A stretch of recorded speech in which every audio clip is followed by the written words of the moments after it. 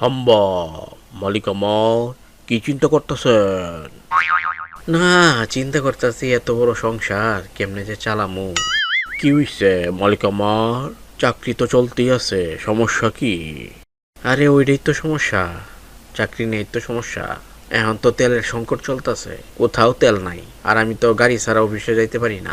এখন কেমনে যাবো অফিসে? আম্বা, মালিক আমার, কোনো চিন্তা করেন না, আমি তো আছি বুদ্ধির জাহাজ। আপনি কয়েকদিনে ছুটি লন।